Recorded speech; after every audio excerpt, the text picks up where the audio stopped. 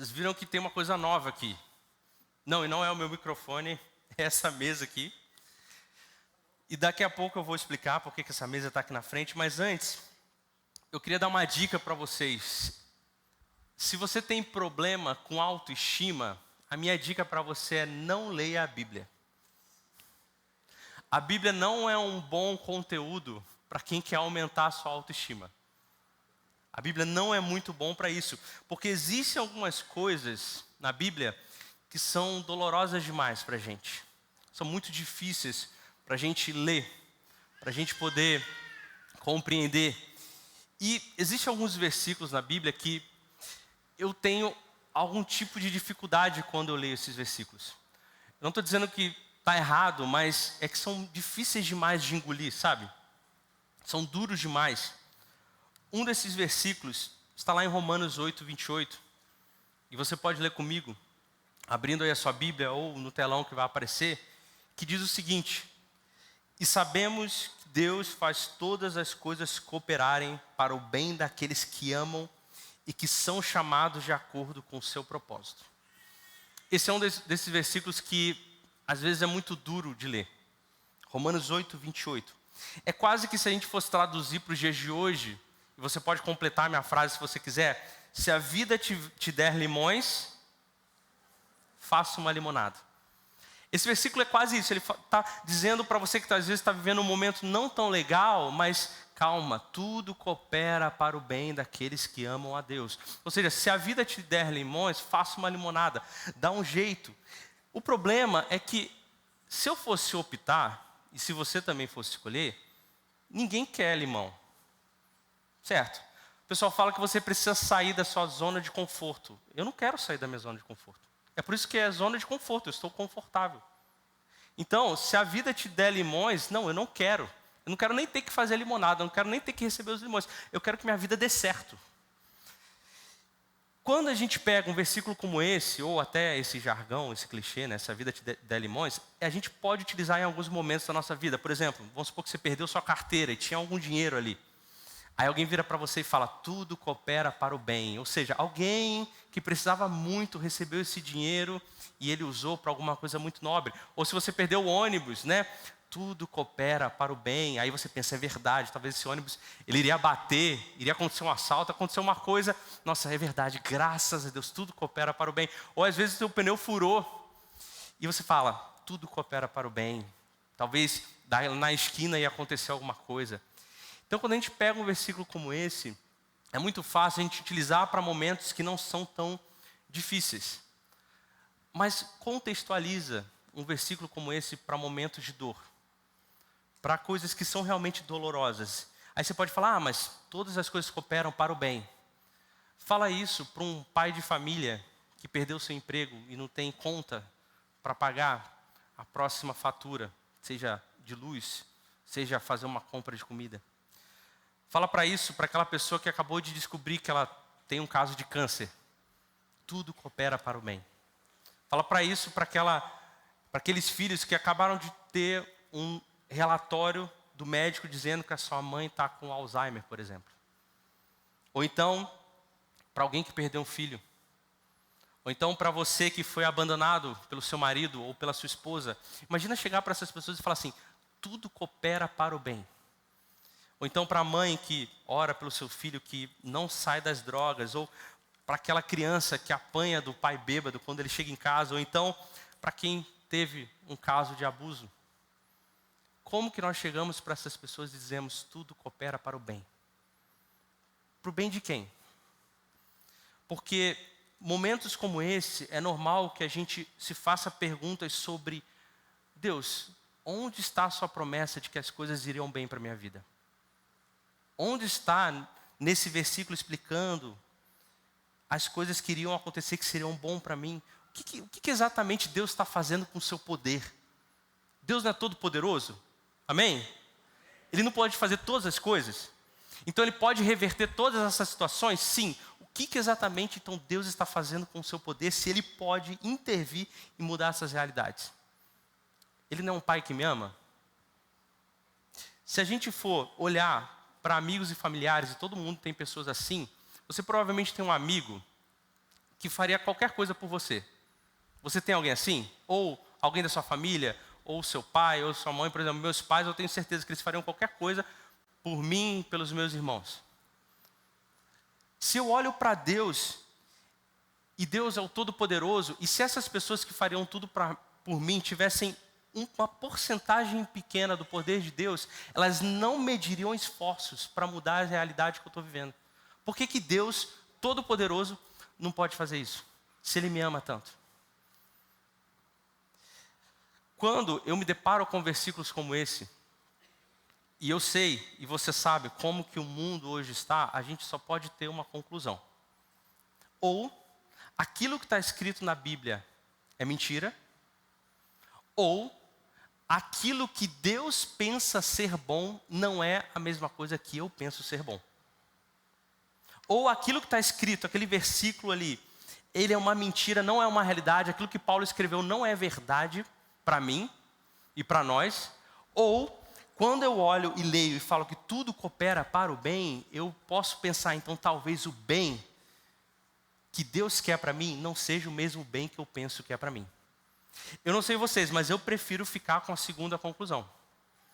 Porque eu creio de todo o meu coração de que a Bíblia, ela é a verdade de Deus e não há erro ali. Então, a conclusão que eu chego é, eu só posso estar compreendendo errado qual é o bem de Deus para a minha vida. Eu não sei exatamente o que é quando fala que o bem de Deus vai cooperar, vai alcançar aquilo que é bom para mim. O problema é que Deus nos dá aquilo que Ele sabe que é bom, mas nem sempre eu e você concordamos com isso.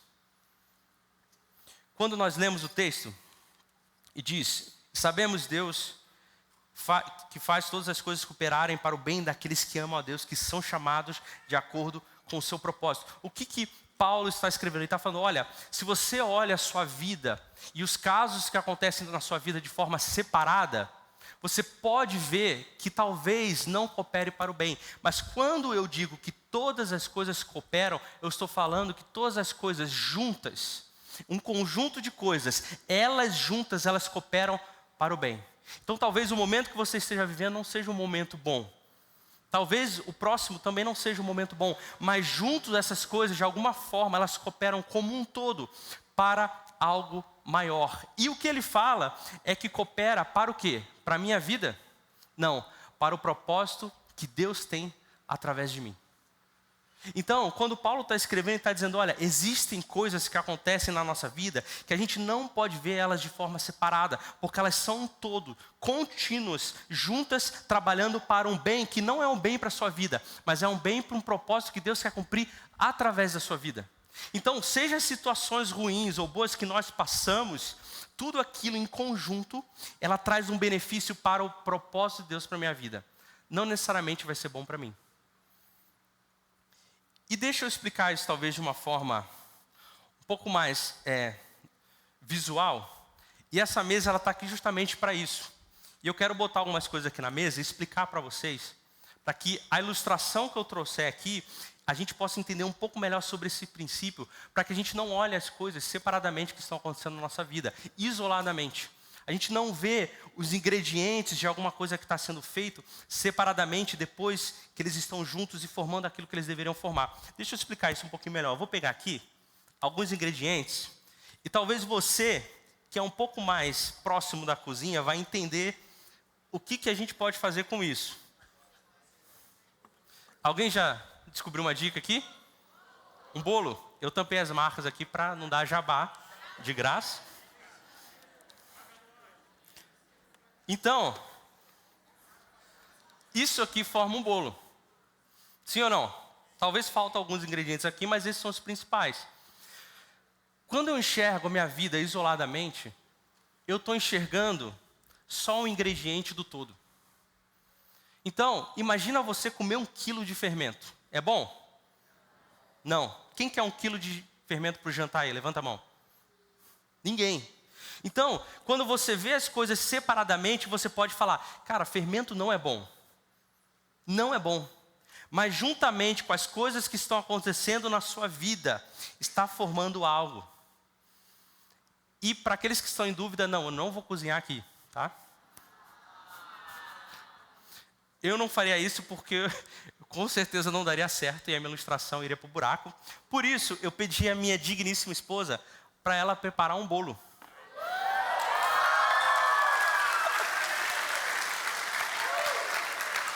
Ela não está nem aqui para a gente poder agradecer a vida dela, mas eu vou tirar aqui e depois eu vou tampar, que com certeza isso vai perder a atenção de mim para isso aqui. Eu vou perder para o bolo, tá?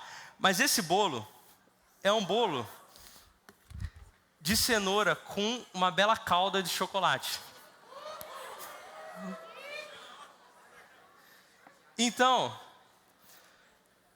quando nós olhamos as coisas que estão acontecendo separadamente, alguém aqui já comeu ovo cru, tirando os marombas aí?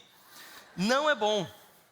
Mas quando nós unimos aquilo que está acontecendo, isso está se formando para um cumprimento de um propósito, que você não vê até que aquelas coisas estejam juntas. Talvez você vai ter coisas na sua vida que não vai ser legal. Às vezes pode ser doce, como o chocolate, ou às vezes pode ser ruim. E às vezes você vai passar por alguma tribulação na sua vida, e você não está entendendo porque aquilo está acontecendo, mas está se cumprindo um propósito. Cooperando para o bem de um propósito que Deus quer fazer através de você. E não é para o seu bem, é para o propósito que Deus quer fazer através de você. Deus está muito mais empenhado em cumprir o propósito dele do que o seu bem-estar.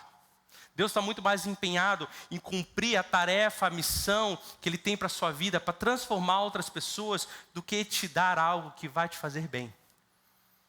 Ele está preocupado com o propósito que Ele quer fazer através da sua vida. Mas esse é o nosso problema.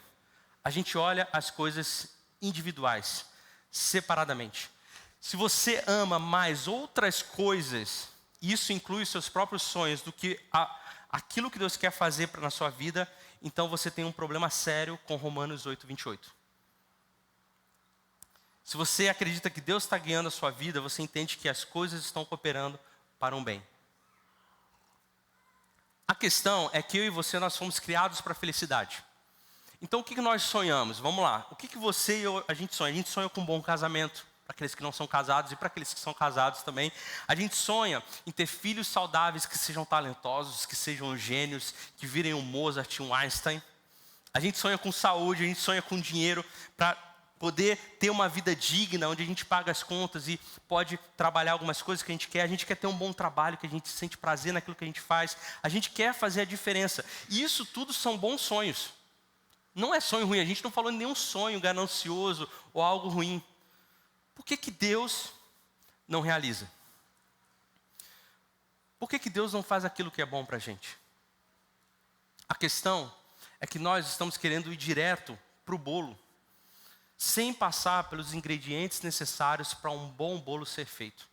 A questão é que nós queremos realizar aquilo que é bom, aquilo que nós devemos fazer, sem entender as coisas que acontecem na nossa vida cooperando, mesmo que sejam ruins, para um propósito maior. Não sei se você já teve a experiência de comer um bolo que faltou algum ingrediente. Talvez o leite, o ovo, alguma coisa assim. Normalmente não fica um bolo ruim. Pode ser que o bolo sole. Não vai ficar gostoso. Então quando nós olhamos para as etapas e falamos assim: isso aqui é tão doloroso, eu não quero passar por isso, eu vou tentar pular essa etapa, e eu quero já ir para o propósito, para o final, aquilo que vai estar ali não vai ser algo que deveria ser, como deve ser.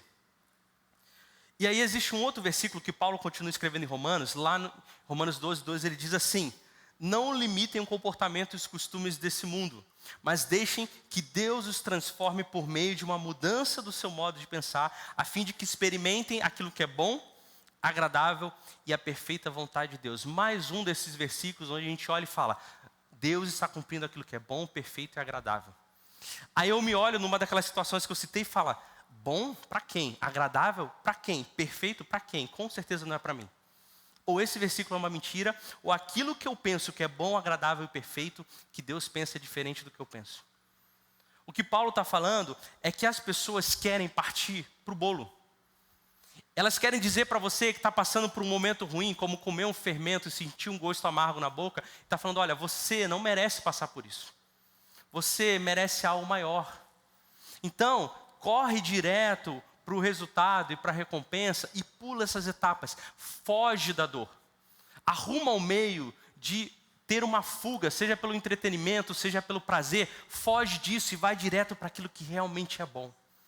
E Paulo está falando, olha, esquece esse modo de pensar, porque aqueles que nasceram de novo não pensam desse jeito. Aqueles que nasceram de novo entendem que tudo coopera para o bem, que seja um momento ruim ou bom que eu estou passando, coopera para o bem, que todos os momentos que eu estou vivendo, de alguma forma, juntamente, eles estão trabalhando para um propósito que Deus vai cumprir para a minha vida. Esse é o modo de pensar que nós devemos ter diferente. E quando nós estamos aqui, nós entendemos aquilo que é bom, perfeito e agradável. Pare de olhar para os momentos da sua vida como se fossem ingredientes separados e deixa Deus cozinhar e fazer o propósito que Ele quer fazer através da sua vida. Deus, Ele quer cumprir esse propósito. E quando nós achamos que temos sonhos bons, nós estamos vivendo sonhos inferiores em relação aos sonhos que Deus quer realizar na nossa vida. É por isso que Deus, Ele precisa despedaçar os nossos sonhos. E somente momentos ruins, momentos difíceis, momentos de dor, momentos amargos é que vão fazer com que esses sonhos sejam despedaçados. Porque essa é a única forma de Deus cumprir o propósito que Ele quer fazer através da sua vida. E eu quero contar para vocês uma história de uma pessoa que teve sonhos despedaçados. E eu vou tampar o bolo para que vocês possam ter um pouco mais de atenção nesse momento. Existe uma história de uma pessoa chamada Noemi. Noemi era a sogra de Ruth.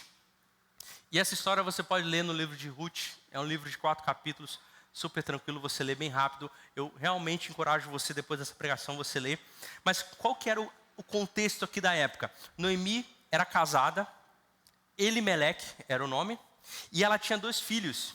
Um se chamava... Me perdi aqui.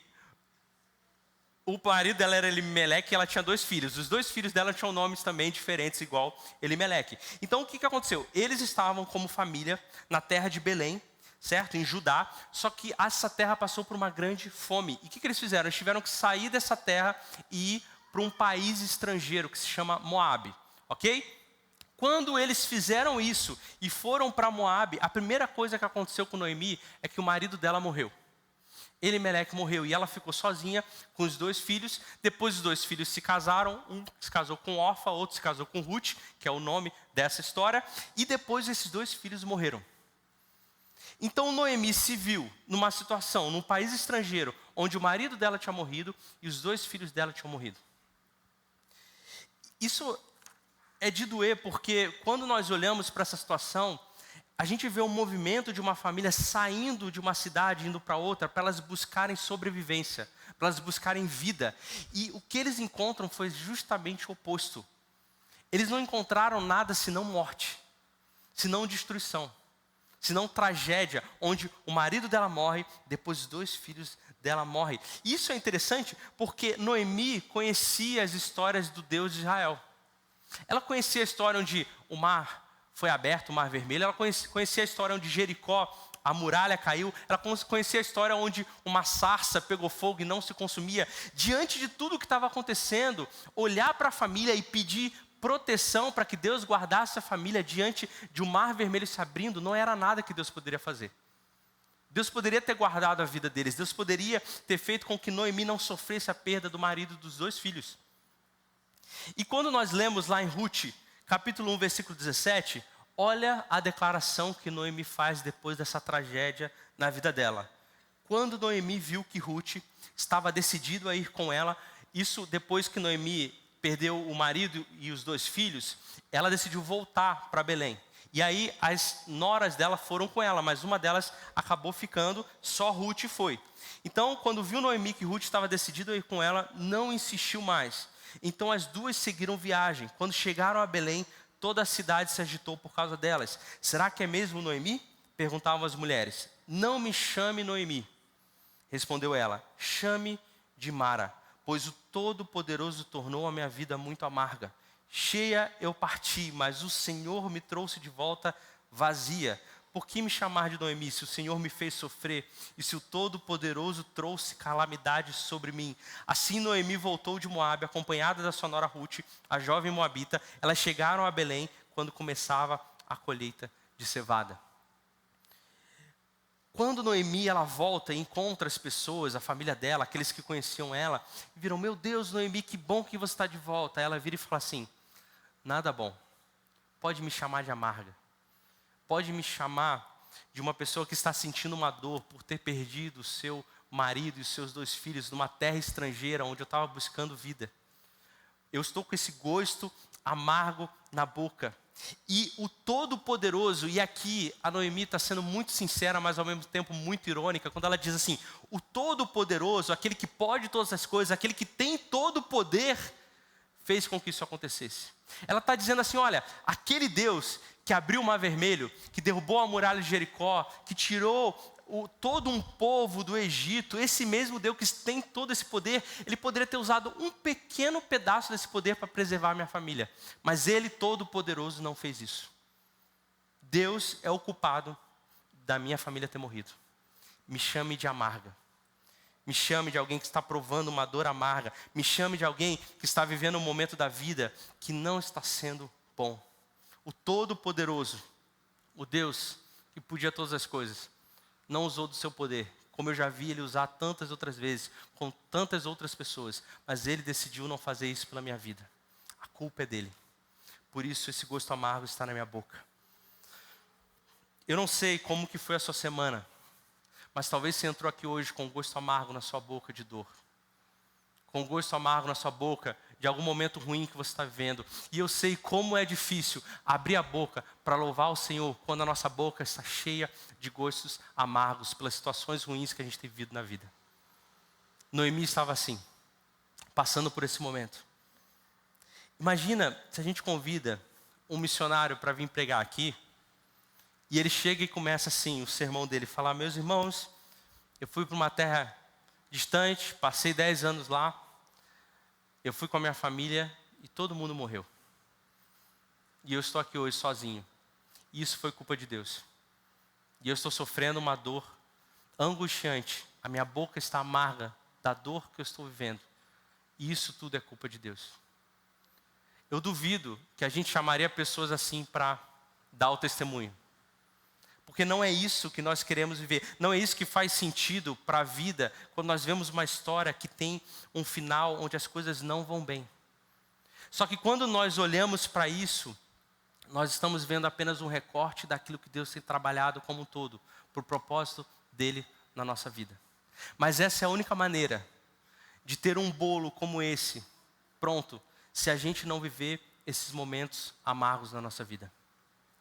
Só que a história de Ruth, ela não termina assim, ela vai se desenrolando, depois você pode ler. E aí no final da história, Boaz, que é um cara que surge, ele toma Ruth por esposa, casa com Ruth, e aí a dignidade é de volta trazida para a família de Noemi. E aí toda a cidade vê isso acontecendo, e eles viram para Noemi, lá no versículo 11, no capítulo 4, e fala assim, capítulo 4, versículo 11. As autoridades da cidade e todo o povo que estava na porta responderam: somos testemunhas que o Senhor faça a esta mulher, que chega à sua família, o que ela fez com Raquel e Lia, das quais descendeu toda a nação de Israel, que você seja próspero em Efrata e famoso em Belém. A gente vê um povo abençoando essa nova família que está surgindo, dizendo para elas assim: olha, que vocês sejam como Raquel e Lia. Eu não sei se você lembra da história de Raquel e Lia, mas eu não me lembro como sendo uma história boa.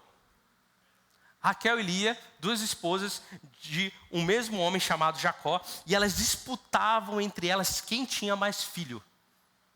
Imagina essa situação na sua casa. Imagina ter disputa, briga, desavença. Era uma família que, se você morasse do lado dela, é aquele vizinho que você quer que se mude. Já tem um vizinho que você ora: Deus, vem o caminhão de mudança e leva essa pessoa, em nome de Jesus, amém. Essa era a família de Jacó. Era aquele vizinho que, se você vivesse perto, você fala: meu Deus, nenhum desses meninos quando crescer vai prestar. Não vai dar certo. Só que como o povo está olhando e está dizendo para Ruth e Boaz e Noemi, falando que a família de vocês seja como Noemi ou como Raquel e Lia. Eles estão vivendo essa história centenas de anos depois. Centenas de anos depois que a família de Raquel e Lia foi próspera e gerou toda uma nação. Então, o que eles estão vendo aqui é o bolo. É a promessa se cumprindo através de Raquel e Lia. Eles não estavam vendo o recorte da vida de Raquel e Lia. Então, nesse momento que eles estão vendo, depois que a promessa se cumpriu, é fácil eles olharem e falarem, está vendo? Tudo cooperou para o bem. Todas as coisas cooperaram para o bem. Hoje nós somos um povo próspero, um povo grande, porque Deus cooperou para o bem e começou isso lá em Raquel e Lia. É por isso que eles estão abençoando Boaz e Ruth. Então eles estão vendo as coisas acontecendo centenas de anos depois. E finalizando a história de Noemi, lá em Ruth, capítulo 4, no versículo 13, nós lemos o seguinte: Boaz levou Ruth para a casa dela e ela se tornou sua esposa. Quando Boaz teve relações com ela, o Senhor permitiu que ela engravidasse e ela deu à luz a um filho. Então as mulheres da cidade disseram a Noemi: louvado seja o Senhor que hoje promoveu um resgatador para sua família. Que este menino seja famoso em Israel, que ele restaure o seu vigor e cuide de você e da sua velhice, pois ele é filho de sua nora, que a ama, e a que tem sido melhor para você do que 7 filhos. Noemi pegou o bebê, aninhou-o junto ao seu peito e passou a cuidar dele como se fosse seu filho. As mulheres da vizinhança disseram: Noemi tem um filho outra vez. E lhe deram o nome de Obed. Ele é o pai de Jessé, que é o pai de Davi. Noemi não viveu uma vida onde ela envelheceu do lado do marido, onde viu os filhos dela terem outros filhos. Um sonho diferente se realizou na vida de Noemi. E a descendência de Noemi gerou Davi. E ela não poderia imaginar que aquilo que ela viveu gerou Jesus, que é o nosso Salvador, que foi descendente de Davi. Talvez hoje, Noemi olhando para trás e ela olhando as situações que ela passou, do marido morrendo, dos filhos morrendo, numa terra estrangeira, passando fome, depois retornando, dizendo que estava sentindo um gosto amargo. Talvez hoje ela olharia e falaria, tudo cooperou para o bem. Deus me trouxe um sonho novo, Ele despedaçou os meus sonhos, mas me trouxe um sonho novo. E tudo hoje cooperou para o bem. Hoje eu tenho o privilégio de ser alguém que está na descendência do nosso Salvador. De alguém que cuidou de um bebê, que dele gerou Davi, e de Davi gerou o nosso Jesus. Nós não podemos provar as coisas da nossa vida de forma individual. E mesmo que esteja um gosto amargo, assim como Noemi falou, deixe que Deus destrua os seus sonhos, porque Ele está trazendo algo para cumprir o propósito na sua vida, porque o conjunto da obra está cooperando para o bem. Jesus não estaria aqui se não fosse Moabe na vida de Noemi. Jesus não estaria aqui se Noemi não tivesse passado os dias amargos que ela passou na vida. No final, Noemi é chamada de novo de Noemi. Antes ela pediu para ser chamada de Mara por causa da amargura que ela vivia na sua vida. Mas no final ela está dizendo, olha, meu nome é Noemi, que significa deleite. Então eu saí de um momento amargo para a minha vida para me deleitar em um sonho novo que Deus está colocando na minha vida. E a partir desse sonho Ele vai cumprir um propósito. Essa história de Noemi teve um final que você talvez não pode chamar de final feliz, mas é um final quase que feliz. O grande problema é que nem todas as histórias terminam assim. Algumas histórias vão continuar com seus sonhos sendo despedaçados e esses sonhos não vão ser restaurados. Em algumas histórias o divórcio ele vai acontecer. Em algumas histórias o câncer ele vai voltar. Em algumas histórias a amizade rompida não vai ter restauração. Em algumas histórias o pai que te abandonou não vai voltar. Em algumas histórias aquele ministério que morreu não vai ressurgir de novo.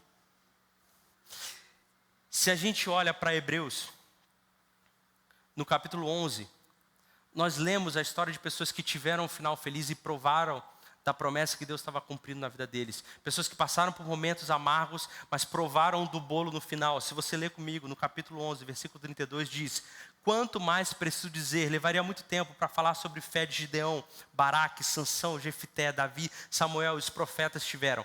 Pela fé eles conquistaram reinos, governaram com justiça, receberam promessas, fecharam a boca de leões, apagaram chamas de fogo, escaparam de morrer pela espada. Sua fraqueza foi transformada em força. Transformaram-se poderosos na batalha e fizeram fugir exércitos inteiros. Então, nós vemos a história, um recorde de algumas pessoas que passaram por momentos muito difíceis, mas eles viram a promessa de Deus se cumprindo. O problema é que nós continuamos a ler, lá no versículo 36, olha isso, presta muita atenção. Alguns foram alvos de zombaria e açoites, e outros acorrentados em meio a prisões. Alguns morreram apedrejados, outros foram cerrados ao meio, os outros ainda mortos à espada. Alguns andavam vestidos com pele de ovelhas e cabra, necessitados, afligidos, maltratados. O mundo não era digno deles. Vagaram por desertos e montes, esconderam-se em cavernas e buracos na terra. Todos eles obtiveram aprovação por causa da sua fé. No entanto, nenhum deles recebeu tudo o que havia sido prometido. O que o autor de Hebreus está falando é que existem aqueles que viram a promessa se cumprindo e provaram dela, mas tem aqueles que passaram por esses momentos e não tiveram a chance de provar aquilo que Deus estava fazendo através da vida deles. De uma forma bem prática, sabe o que é isso? Eu vou pedir para o Gui vir aqui na frente, por favor.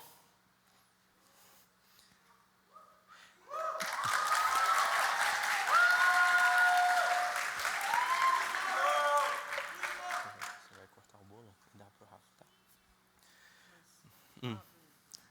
Então, imagine que o Gui está vivendo esses momentos e está experimentando esses ingredientes separadamente. Ele está vivendo um momento amargo na vida dele, um momento difícil na vida dele, mas ele tem a mentalidade de que Deus está trabalhando e está cooperando para um todo, está cooperando para o bem. Só que se o Gui for uma dessas pessoas em que não vai ver a promessa de Deus se cumprir na vida dele, sabe o que isso significa?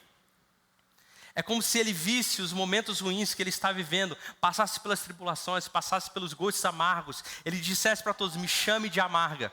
Eu não estou vivendo um bom momento. E aí ele se depara com a promessa de Deus se cumprindo na vida dele. Ele vê aquilo sendo realizado, ele vê que algumas coisas estão acontecendo, mas... Vai? Pode fazer outro? Vai cair esse aqui. Faz esse mesmo, faz esse mesmo. Pior que o microfone desse não dá pra, né? E aí o Gui, presta muita atenção, ele não experimenta da promessa. Deus usa a vida do Gui e através da vida dele, tudo que ele passou serve outra pessoa.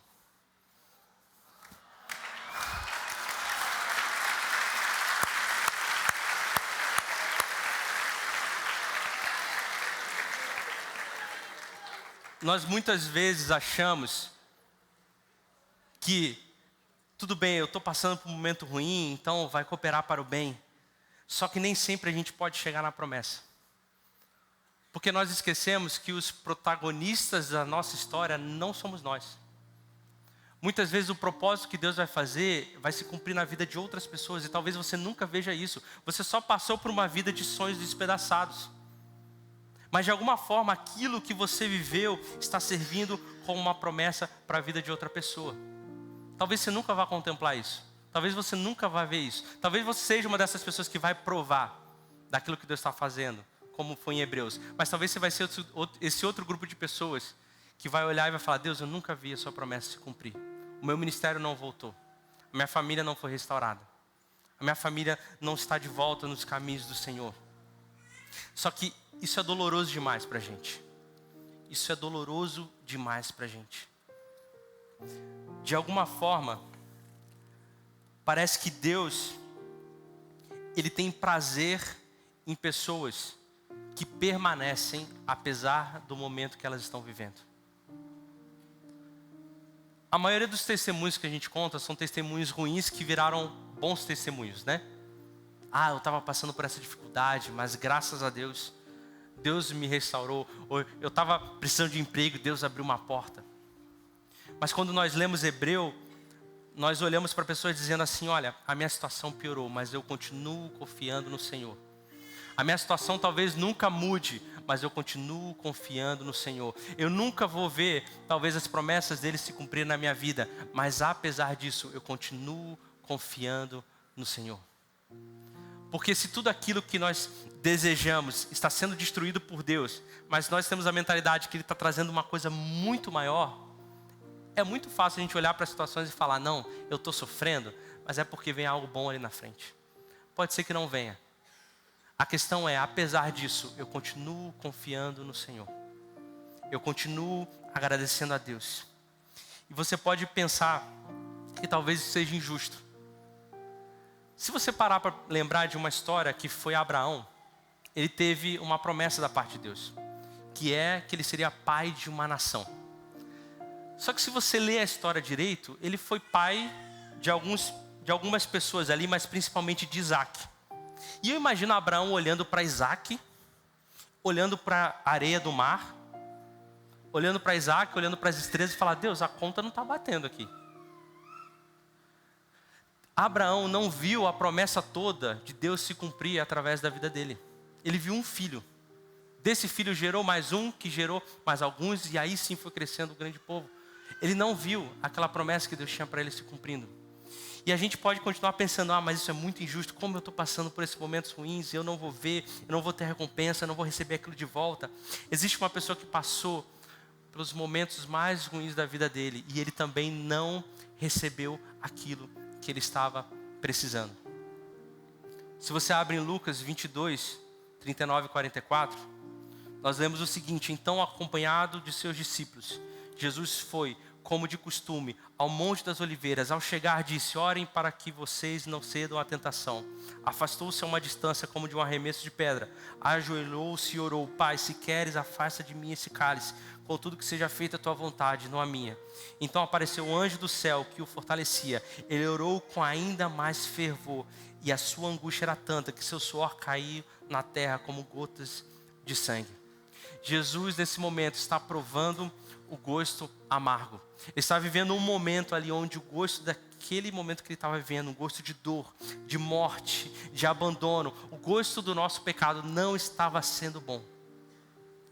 Mas no final da história, tudo aquilo cooperou para um propósito. Só que esse propósito é um propósito que, na ilustração, nós estamos utilizando um bolo, que eu e você vivemos isso. É como se Jesus tivesse passado por todos aqueles momentos terríveis, de dor, de abandono, e tudo tivesse cooperando para o bem, e no final surgisse esse bolo maravilhoso, e ele pegasse esse bolo, e ele não experimentasse dele, ele simplesmente partisse e distribuísse isso para nós. Então, se nós achamos injusto o fato de nós não vermos a promessa de Deus se cumprir, muito mais injusto foi hoje a gente estar comendo de um bolo que o nosso Salvador conquistou para nós.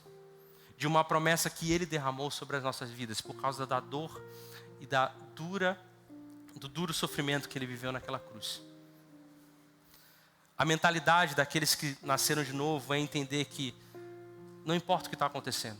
Pode ser que não mude, pode ser que piore, pode ser que melhore, mas tudo, de alguma forma, está cooperando para que Deus cumpra o propósito dele na minha vida. Que pode não ser para mim, pode ser para a próxima geração, mas não importa. Eu continuo confiando em Deus. Eu continuo me deleitando naquilo que Ele tem para mim. Eu continuo já provando um bolo que eu não merecia, mas que Jesus me entregou, que foi a morte e ressurreição dele. Deus está mais comprometido em cumprir o propósito que Ele tem para a sua vida do que com o seu bem-estar. E é isso que eu queria compartilhar com vocês essa noite. Eu até brinquei com o Leandro ali quando a gente se encontrou. Ele, pelo título da pregação, sabia que era você que ia pregar. É porque nós vivemos hoje uma realidade onde aquilo que é o nosso desejo é o mais importante. Aquilo que nós queremos é o mais importante. Mas o Evangelho nos traz um Evangelho de completa devoção àquele que é mais importante. Aquele que fez o que realmente importa. Aquele que fez todas as coisas. Tudo que nós temos hoje de bom veio por causa da dor e do gosto amargo que Jesus sentiu naquela cruz. Se nós entendermos isso, apesar do que nós vivemos, nós vamos continuar caminhando, confiando que Deus está trabalhando, que existe um plano, apesar de nós. Eu quero te convidar para ficar em pé no seu lugar. Eu quero que você feche os olhos. E assim como a gente começou esse momento, eu quero que você comece a agradecer a Deus. Que você comece a declarar palavras de agradecimento a Ele, porque não tem a ver com o sonho que está sendo despedaçado, tem a ver com o que Jesus fez e do bolo que nós provamos hoje. E tem a ver com o propósito que Ele quer cumprir através de nós. Se nós entendemos isso, nós vamos entender que tudo coopera para o bem. Mas para o bem do propósito de Deus cumprindo através da nossa vida, não para o nosso próprio conforto, não para o nosso próprio bem. Comece a orar ao Senhor, comece a declarar palavras de agradecimento, comece a louvar a Ele, comece a dizer: Deus, o Senhor é bom, apesar do que eu acho que é bom ou não. O Senhor é maravilhoso, apesar do que eu acho que é maravilhoso ou não. Deus, nós estamos aqui hoje como igreja. E nós queremos fazer uma oração difícil, dura e muito perigosa. Que o Senhor destrua os nossos sonhos para dar lugar aos seus sonhos. Para dar lugar àquilo que o Senhor tem para mim. Para dar lugar àquilo que o Senhor planeja através da nossa vida. Não importa se sejam momentos difíceis, momentos amargos, que cumpra o propósito. Não importa se eu vou ver esse propósito ou não, que isso possa ser cumprido para a vida de outras pessoas. Não importa se no final vai dar certo ou não, mas que o seu propósito seja cumprido através da nossa vida.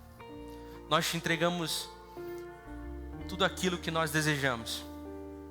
Nós te entregamos tudo aquilo que nós pensamos e planejamos, para que o Senhor tome isso e dê lugar. Talvez a nossa história mude completamente, mas que o Senhor dê lugar. Nós queremos te agradecer, Pai. E agora nós queremos te louvar com uma música que declara a nossa confiança no Senhor, porque apesar dos sonhos despedaçados, nós continuamos confiando no Senhor. Em nome de Jesus. Amém.